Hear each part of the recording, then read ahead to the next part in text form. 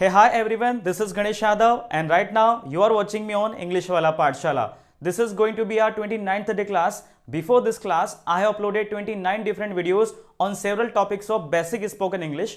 If you people want to brush up some of your basic knowledge regarding spoken English, so you can go and watch those videos.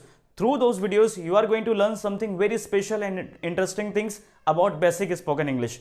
Today in this class, we are going to learn something about parts of speech. Because you know very well this is the important topic of spoken English, or you can say basic or advanced English, because we know very well while speaking English we people have to use so many words, and if you people have the knowledge of words, you can say the basic understanding about the words which category are they belonging to. So if you want to get proper understanding of these all words while speaking, so you have to go through this parts of speech, because total जितने भी parts of speech होते हैं वो हमें help करते हैं sentences को बनाने में, समझने में, for spoken purpose and for competitive exams. This topic becomes very very important for the students. So without any further delay, let's start today's class.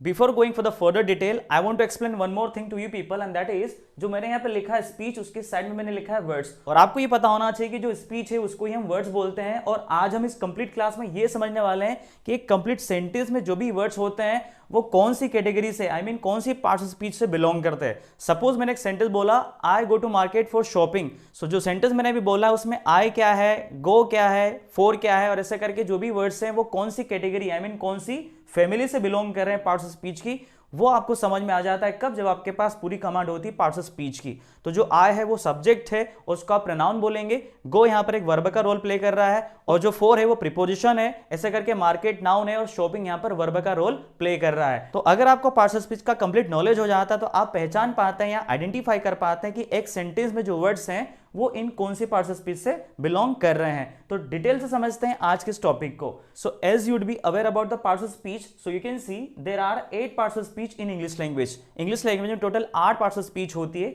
यहां पर पहली स्लाइड में मैं 4 पार्ट्स ऑफ स्पीच आपको समझाऊंगा, वो भी सिंपल और शॉर्ट वे में. फिर हम 4 और समझेंगे पार्ट्स ऑफ स्पीच अगली स्लाइड में.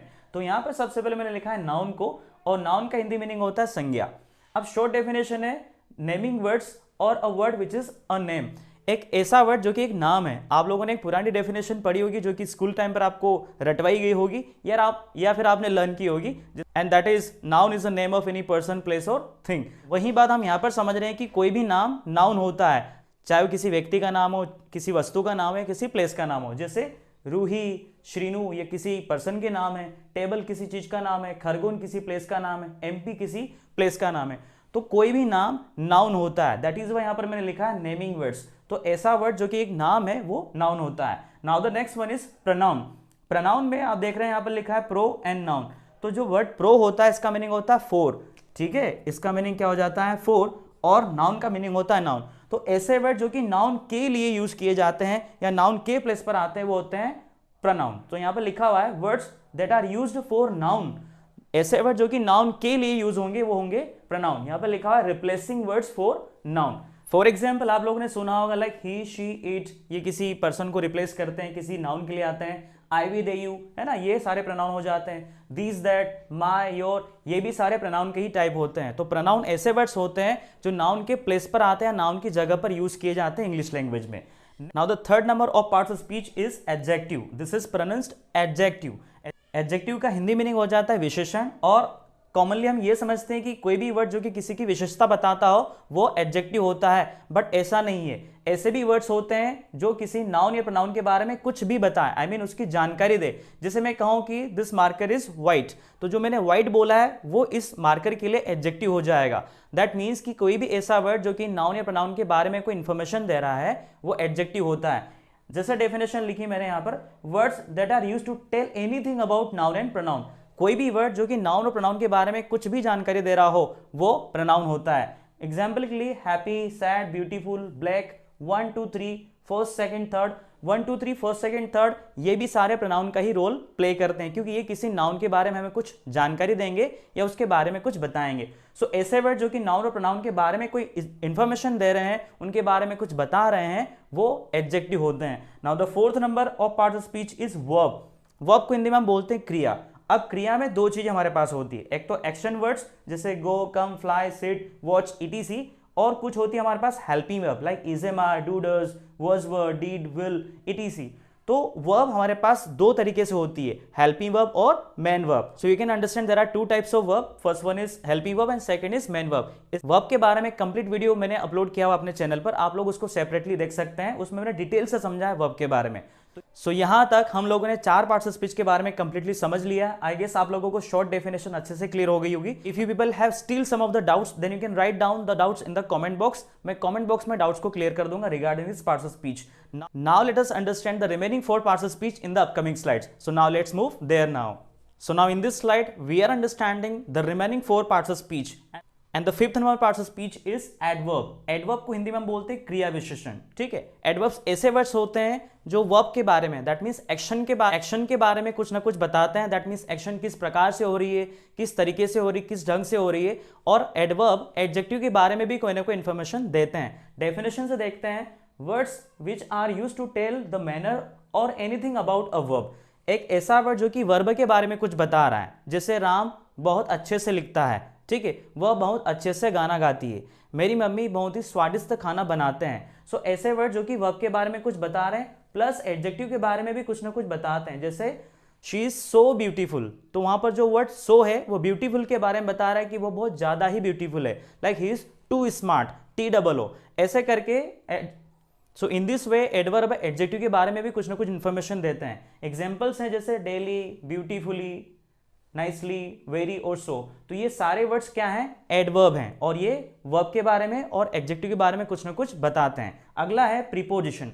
सबसे ज्यादा इंपॉर्टेंट टॉपिक है इंग्लिश का, वो है प्रीपोजिशन, क्योंकि वर्ड्स को जोड़ने के लिए या फिर सेंटेंसेस को आगे बढ़ाने के लिए आप लोगों के पास बहुत सारे प्रीपोजिशंस का नॉलेज होना चाहिए, तभी आप एक बड़ा सा सेंटेंस या फिर बहुत अच्छे से पैराग्राफ बना पाते हैं। तो प्रीपोजिशंस क्या होते हैं, ये संबंध बताते हैं किसका, नाउन और प्रोनाउन का दूसरे वर्ड्स से। सपोज मैंने एक सेंटेंस बोला है the cat is on the table, ठीक है, तो यहां पर जो वर्ड ऑन है वो केट और बाकी वर्ड्स के बीच में कोई ना कोई रिलेशन बता रहा है। अगर हम उस सेंटेंस में से ऑन को हटा देंगे तो केट इज टेबल हो जाएगा। सो जो ऑन है वो उन वर्ड्स को जोड़कर रख रहा है, दैट इज वाई यहां पर लिखा है संबंध सूचक।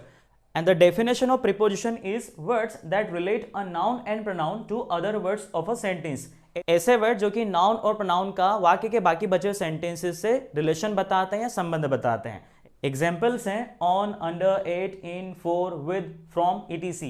There are around 50 और more than 50 prepositions in English language, और अगर आपके पास टोटल 50 या उनसे भी ज़्यादा प्रीपोजिशन का नॉलेज हो जाता है तब आप काफ़ी अच्छे से सेंटेंसेस फ्रेम कर पाते हैं या एक अच्छे से एक्सटेंडेड सेंटेंस बना पाते हैं। सो आई गेस आप लोगों को प्रीपोजिशंस के बारे में डेफिनेशन क्लियर हो चुकी होगी। Now the next part of speech that we have is conjunction. Conjunction को हम बोलते हैं संयोजक शब्द, ऐसे वर्ड जो कि शब्दों को जोड़ने के लिए या सेंटेंसेस को जोड़ने के लिए काम में आते हैं। And the definition is words that join words and sentence. ऐसे वर्ड जो कि वर्ड्स को जोड़ते हैं और सेंटेंसेस को जोड़ने में काम आते हैं, इनको हम जोइनर्स भी बोलते हैं या फिर कनेक्टिंग वर्ड्स भी बोलते हैं इंग्लिश में। एग्जाम्पल्स है but, because, and, if, yet, so that and etc. So conjunction ऐसे वर्ड्स हो जाएंगे जो कि वाक्यों को और शब्दों को जोड़ने के लिए काम में आते हैं या यूज किए जाते हैं। The last part of speech that we have is interjection. Interjection को हिंदी में हम बोलते हैं विस्मय बोधक शब्द। ऐसे शब्द जो कि अचानक होने वाली घटनाओं के एक्सप्रेशन को जाहिर करने में यूज किए जाते हैं, जैसे वाह, ओ, अलास, ये, हुर्रे। सो इस प्रकार के वर्ड्स यूज किए जाते हैं अचानक होने वाली एक्शंस को रिएक्ट करने में। आई गेस आप लोगों को क्लियर हुआ होगा। डेफिनेशन है words which are used for sudden happened action. अचानक से होने वाली एक्शंस या घटनाओं के बारे में जो एक्सप्रेशंस के लिए काम आते हैं वो वर्ड्स होते हैं इंटरजेक्शन। और यू कैन सी यहाँ पर सभी वर्ड के लास्ट में हमने लगाया एक चिन्ह जो कि कहा जाता है विस्मय बोधक चिन्ह, एक्सक्लेमेशन साइन। एक्सक्लेमेशन साइन, तो जितने भी वर्ड्स इंटरजेक्शन के लिए यूज किए जाते हैं उनके लास्ट में आपको ये एक्सक्लेमेशन साइन देखने को मिलेगा। So in this way English language में हम इंटरजेक्शन का यूज करते हैं अचानक से होने वाली घटनाओं के रिएक्शन को देने के लिए, एक्सप्रेस करने के लिए। आई गेस आप लोगों को टोटल 8 पार्ट्स ऑफ स्पीच इस क्लास में अच्छे से क्लियर हो चुका होगा। सो इन दिस क्लास मैंने आप लोगों को शॉर्ट डेफिनेशंस बताई है टोटल 8 पार्ट्स ऑफ स्पीच की। आने वाली क्लासेस में, आने वाले वीडियोस में मैं आप लोगों को डिटेल से एक एक करके सारी पार्ट्स ऑफ स्पीच समझाने वाला हूं और पढ़ाने वाला हूं। If you are new on the channel, then kindly go to subscribe this channel. If you really like watching the videos that I prepare for you people, so kindly like the video and share it to other people. So अब हम मिलते हैं आने वाली classes में parts of speech के detail videos के साथ। With this note, I am Ganesh Yadav signing out for now. Take care and bye bye.